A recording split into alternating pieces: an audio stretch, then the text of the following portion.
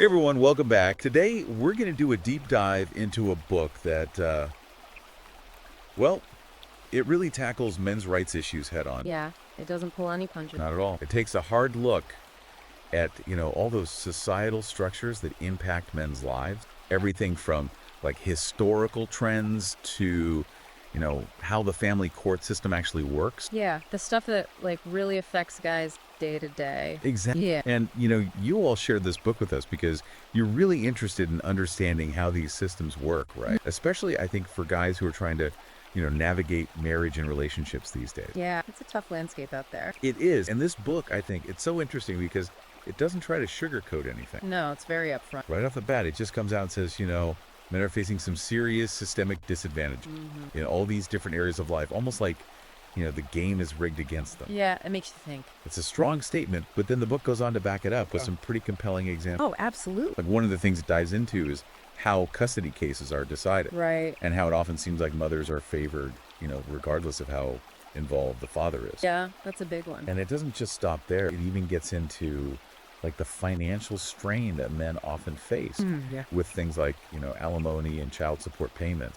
The book argues that these payments can really leave men struggling, even when sometimes their ex-partners are actually in a better financial position. Yeah, So yeah, it definitely challenges some assumptions. fascinating how the book connects this to like this whole larger historical context.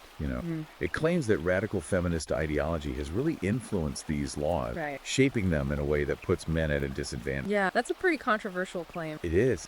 And it goes even further. It even critiques the way domestic violence laws are applied, arguing that they often lean towards women's accounts and potentially overlook male victims. Yeah, that's a tough one to talk about. It is, but it's so important to have these conversations. Absolutely. So, we're already getting into some deep stuff here. Yeah, this book doesn't shy away from anything. What I find really interesting is how it ties this legal aspect to like a broader cultural trend. It argues that there's this societal bias against men who claim to be victims of violence. Right. And it's often rooted in these stereotypes about masculinity. Like men are supposed to be tough and stoic. Exact. And that can make it really difficult for them to come forward and say, hey, I'm actually the one being hurt here. Absolutely. Okay, so this is where it gets really interesting for me. Okay, I'm all ears. The book dives into the education system, and it makes this pretty bold claim that policies influenced by feminism are actually putting boys at a disadvantage. It's a big one. What really stood out to you in this section? One of the things that really hit me was how it analyzes the rise in ADHD diagnoses and expulsions among boys.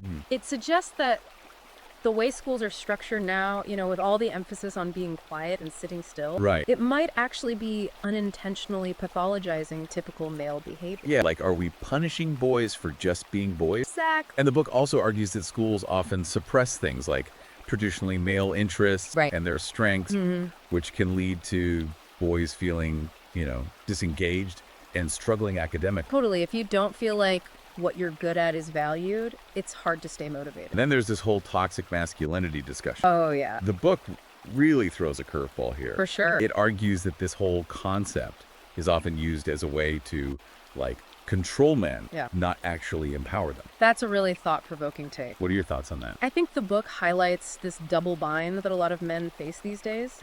They're criticized if they don't embody those traditional masculine traits, Right. but then they're also condemned if they do display them. It's like they're damned if they do, damned if they don't. Exactly. And the book argues that this leaves men feeling trapped, unsure of how to, like, navigate the current social climate. Yeah, it's a confusing time for a lot of guys. It is. And the book argues that this feeling extends to, like, the financial realm as well. Oh, yeah. It dives into how men might be systematically disadvantaged Yeah. by the tax and welfare systems, Okay. citing statistics that claim that men contribute a disproportionate amount in taxes compared to the benefits they actually receive. Wow. And it brings up this whole thing called the marriage penalty. Marriage penalty. That's this idea that men are, like, financially penalized for being the primary earners in their families. Interesting. Which again ties back to the book's main argument that the system as it stands now is biased against men in all sorts of ways. That's a pretty powerful statement. It is, and we're just getting started. Okay, what else is coming up? Well, now the book is going to dive into one of its most powerful sections. It analyzes what it calls emotional terrorism. Emotional terrorism. Yeah, and it suggests that this is a tactic that's actually being used to manipulate and control men. Okay, now I'm really curious. The book uses some, like, really stark examples. Men facing false accusations, losing custody of their children, even experiencing social and professional ruin. Wow. Based on unverified claims. It's pretty intense. It sounds like it. And what's really interesting is how it connects this to, like, a broader strategy of eroding male power and influence, you know? Okay. It talks about the decline of those traditional male support networks. Like what kind of network? Things like, you know, men's groups or social clubs. Right. How feminist ideology might have actually contributed to this. Like men are losing those spaces where they could connect with each other. Exactly. And it even goes as far as talking about the impact of feminism on, like, traditionally male-dominated spaces like the military. Wow, so it's pretty wide-reaching. It is. It's making this bold claim that there's a deliberate effort to, you know, weaken male bonds and erode those traditional masculine values. This book definitely doesn't hold back. It doesn't. Yeah. But it's not just about pointing out problems. It also offers solutions. That's good. Strategies for men to, like, navigate these challenges and reclaim their power. I'm interested to hear about those. What are some of the key takeaways you got from that part of the book? Well, one thing that really stuck with me was the emphasis on, like, emotional resilience. The book argues that men need to develop the strength to, you know, withstand these societal pressures and not let them dictate their self-worth. That's so important. It is. And it also talks about setting healthy boundaries in relationships. Especially with women. Yeah, and it encourages men to, like, really understand female psychology. Not to manipulate or control, No, not at all. but to create healthier, more fulfilling relationships. Exactly. It's about understanding, not control. Ultimately, it seems like this book is advocating for men to, you know, take back control in their personal lives or relationships, and even in, like, the larger societal context. Yeah, it's about stepping up and taking charge. Exactly. So what do you think, what stood out to you the most from this first section of the book? I think for me, it's how the book connects those individual experiences to, like, this larger societal framework. It helps you see how these seemingly isolated incidents might actually reflect, like, broader trends and power dynamics. It's like seeing the world through a new lens. Exactly. I totally agree. It's eye-opening to consider how all these different issues might be connected in ways we haven't thought about before. Absolutely. It's a real paradigm shift. It is, and that's exactly what we're aiming for here on the deep dive, you know. To get people thinking differently. Help you understand the world around you in a deeper, more nuanced way. Yeah, to question the narrative. But before we move on to the next section, there's another fascinating layer to this book that I think you'll find really, really interesting. Okay, what's that? It delves into evolutionary Oh, wow. and how it might explain some of the, you know, the differences between men and women. That's a big topic. It is. Are you ready to explore that side of things? Absolutely. Let's dive in. Welcome back now. Getting into the evolutionary psychology aspect, one of the things this book really emphasizes is that men and women, though equal in value and deserving of respect, have distinct biological and psychological differences, Yeah. shaped by, like, millions of years of evolution. You know, that section really got me thinking. The book argues that these differences aren't just social concepts. You know, they're, like, deeply rooted in our biology, and they've played a crucial role in the survival of our species. Yeah. Like, we're wired differently, and those differences have, like, real-world consequences for how we interact with each other Right. and navigate society. For sure. It's pretty fascinating. Yeah, and it's not about saying one is better than the other or anything like that. All right. But understanding these innate drives can help us make sense of some of the patterns we see Yeah. in relationships and in society as a whole. Totally. It's like the book is saying, hey, let's take off the rose-colored glasses for a minute Yeah. and look at relationships from a more realistic perspective, Yeah. acknowledging the biological and psychological underpinnings. Exactly. And this leads into one of the more controversial topics the book explores. Okay. Have you ever heard of the term hypergamy? I had, but the book really broke it down in a way that made it click for me.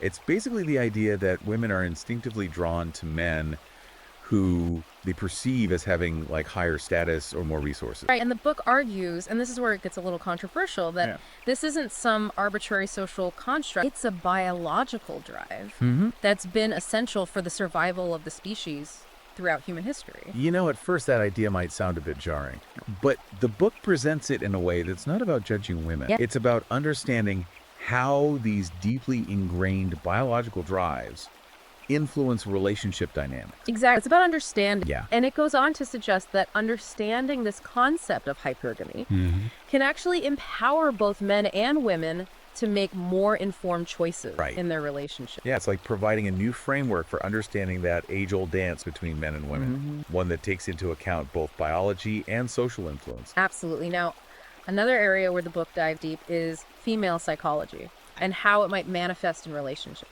This section was really eye-opening. The book goes into the emotional and psychological differences between men and women, again, using that evolutionary psychology lens, to explain why women might be more emotionally expressive and sensitive to emotional cues. Right. It even touches on the role of hormones, Yeah. like estrogen and oxytocin, and how they can influence women's moods, behaviors, and relationship patterns. It's like the book is saying, look, men and women aren't from different planets, Right. but we do operate on slightly different wavelengths emotionally. And recognizing these differences can help us build stronger, more harmonious relationships. Absolutely. And the book offers some practical advice for men on how to navigate those emotional differences. It's not about trying to change women or anything like that or put them in a box. It's about developing empathy and understanding. And ultimately, it's about recognizing that emotional intelligence isn't just about being in touch with your own feelings. Yeah. It's about understanding the other person's emotional landscape as well. Which is a skill that can benefit everyone regardless of gender. Okay, so we've talked about some of the challenges and complexities of relationships. But the book also takes a broader look at how societal structures impact men's lives. And it's not afraid to get into some pretty controversial territory. That's right. The book really takes aim at what it calls radical feminist ideology, arguing that it has perhaps unintentionally contributed to policies and systems that often disadvantage men. Yeah, and it doesn't hold back when it comes to the role of the state. It paints a pretty critical picture, Yeah. arguing that government institutions and policies can sometimes work against men's interests. One area it really focuses on is the welfare system. It suggests that while these programs are intended to help families in need, they can sometimes create unintended consequences Right. that might actually harm men and undermine the traditional family structure. For example, the book points out how unmarried mothers often receive greater benefits than married ones. Yeah. And it suggests that this dynamic might disincentivize marriage and discourage father involvement. Which was probably not the intention of these programs initially. Right. It's a thought-provoking argument. The book also highlights the financial burden that men often shoulder through taxes, suggesting that they might disproportionately contribute to funding these programs while receiving fewer direct benefits. It even goes as far as comparing this situation to paying for your own funeral. Wow, that's a pretty stark image. It is. But it's important to note that the book does back up its claims with statistics and real-life examples. And one of the most interesting points the book makes is how it connects the welfare system to the perceived decline of fatherhood. It suggests that by inadvertently incentivizing single motherhood, the state may be pushing fathers out of the family unit. And according to the book, this could have ripple effects on children, potentially leading to a range of issues. Now, it's important to remember that the book isn't just about pointing fingers or placing blame. Right. It's about understanding these complex systems and advocating for solutions. What were some of the solutions it proposed regarding the welfare system? But the book suggests reforming the welfare system to remove those unintended disincentives and create a more equitable playing field for fathers. It also advocates for shared parenting laws and policies that explicitly recognize the importance of fathers in children's lives. So it's about shifting the focus from individual rights to the well-being of the family as a whole. Exactly. Now, the book's critique of state influence extends to the legal system as well, particularly family courts. It argues that these courts are often inherently biased against men, especially when it comes to custody battles and the division of assets in divorce. The book points to statistics indicating that mothers are awarded primary custody in the vast majority of cases, even when fathers are demonstrably involved and capable parents. And it criticizes alimony and child support laws, suggesting they can place an unfair financial burden on men, even in situations where their ex-partners have higher earning potential or have chosen to work less. It also delves into the issue of false accusations, arguing that this is a growing problem, particularly in the context of domestic violence and sexual harassment claims. The book presents some chilling examples of men whose lives were upended by false allegations, highlighting the lack of due process and the devastating consequences for those who are wrongly accused. It's a stark reminder that the pursuit of justice can sometimes be flawed, and that the legal system, despite its best intentions, isn't always perfect. And the book takes this a step further, arguing that radical feminist ideology may have actually influenced the legal system, Right. leading to policies and practices that are inherently biased against men. It's a bold claim, but the book backs it up with legal precedents and real-life stories. One of the examples it cites is the Duluth model, a widely used approach to domestic violence that the book claims assumes men are always the aggressors and women are always the victims. Right. The book argues that this model, while well-intentioned, overlooks the reality of female on male violence and creates a system where men are often presumed guilty without sufficient evidence. It's a very controversial topic, and the book definitely sparks debate with this point. And this theme of potential systemic bias, according to the book, extends to the workplace as well. You're right. The book suggests that certain feminist-driven policies like gender quotas and affirmative action, while aiming to create more equality, might unintentionally lead to reverse discrimination. Oh, wow. Where men are unjustly disadvantaged even when they're more qualified for certain positions. That's a tough one. The book offers examples of men being passed over for promotions or denied opportunities simply because of their gender. It argues that these well-intended policies might be creating a system where men are penalized. What I found particularly compelling is how the book connects this potential systemic bias to the psychological well-being of men. Right. The book argues that the constant barrage of negative messages about masculinity, combined with the systemic disadvantages men might face, can lead to feelings of alienation, frustration, and despair.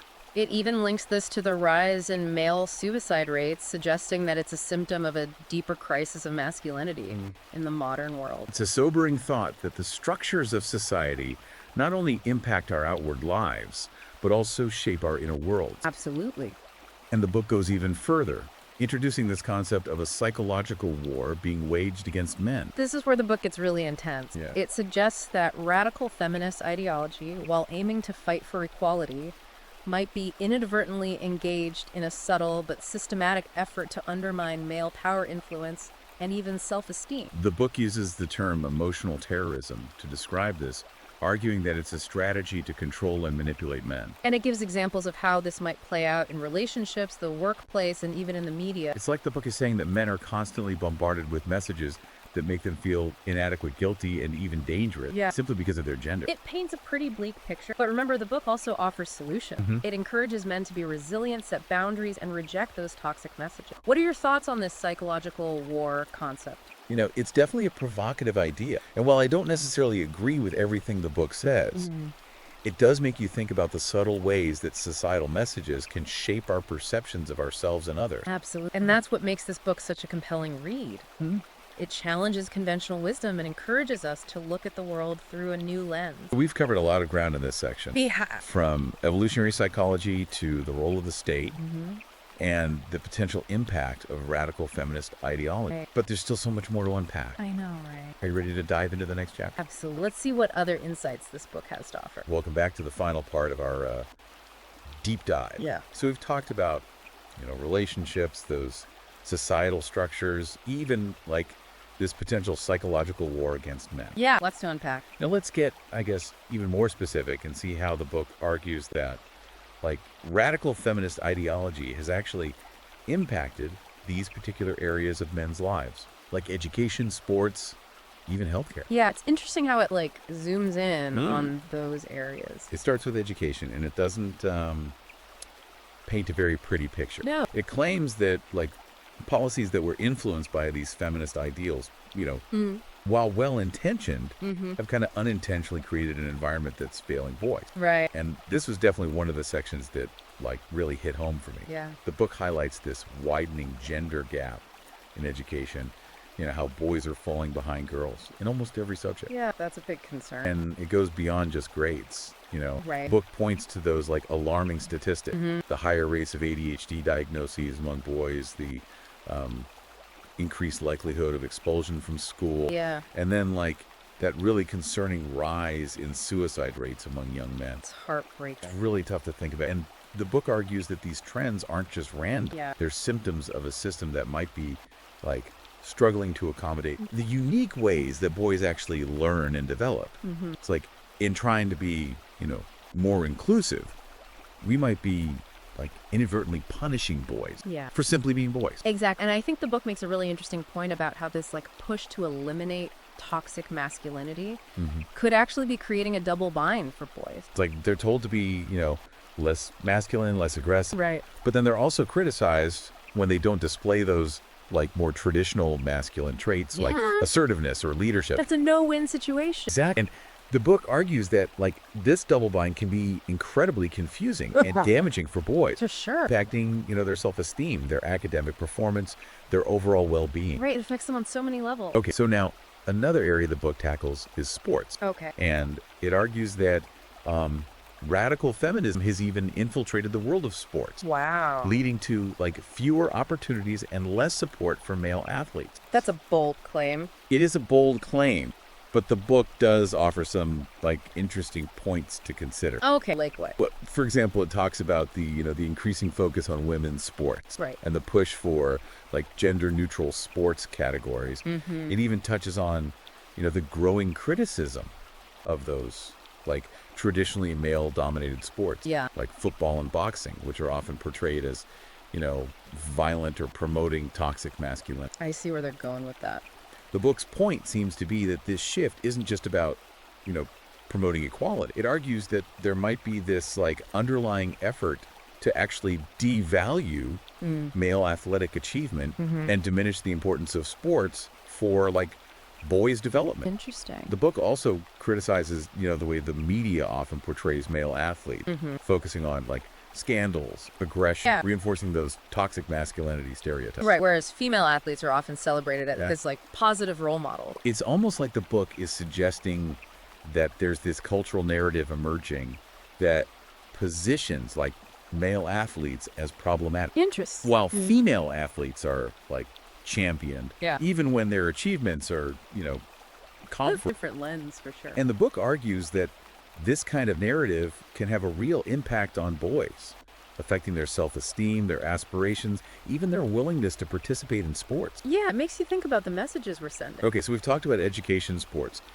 but the book doesn't stop there. What else? It also dives into, men's health, Oh, wow. arguing that it's often overlooked and underfunded, both by the medical establishment and by, society as a whole. That's a big one. That's another area where the book raises some, like, really important questions. Like what? Well, it points to, the lower life expectancy for men, the higher rates of suicide, the lack of attention given to men's specific health issues like, prostate cancer. Right. It's like those issues are often swept under the rug. It's a stark reminder that, like, being male comes with its own set of health challenges. Challenges that the book suggests are often ignored or, downplayed. And the book doesn't hesitate to point a finger at radical feminism here, Yeah. arguing that the increased focus on women's health issues may have come at the expense of men's health. It even claims that the medical establishment has adopted, like, this female-centric approach Right. that sometimes dismisses men's concerns. The book also touches on mental health, pointing out that men are often discouraged from, expressing their emotion Right. or seeking help for mental health issues. Yeah, like they're supposed to just suck it up. It's like they're told to man up and deal with their problems alone, while women are encouraged to be vulnerable and seek support. It's a double standard for sure. It's important to recognize that these are, like, complex issues. And the book definitely presents a particular perspective. But what I appreciate is that it doesn't just dwell on the problems. Right. It offers solutions. It advocates for, increased funding for men's health research, promotes mental health awareness among men, and encourages men to, like, take a more proactive role in their own well-being. It's about empowering men. It's about empowering men to prioritize their health, both physical and mental. So we've explored a lot of ground with this book. We have. It's been a journey. It's challenged conventional wisdom, raised some, tough questions, sparked some intense debate. But at its core, I think what this book is really about is, like, reclaiming masculinity. Not the, toxic, aggressive version that's often criticized, Right. but, like, this strong, resilient, life-affirming masculinity. Yeah. It's grounded in traditional values, purpose, and a sense of self-worth. It's about finding that balance. It encourages men to, like, reject those negative messages that they're constantly bombarded with and embrace their unique strengths and contributions to society. Absolutely. It's about celebrating what it means to be a man. It's about men stepping up, taking responsibility for their lives, their families, their communities, and building a future where they can actually thrive. I love that message. And I think it's important to, reiterate that this book isn't about hating women or,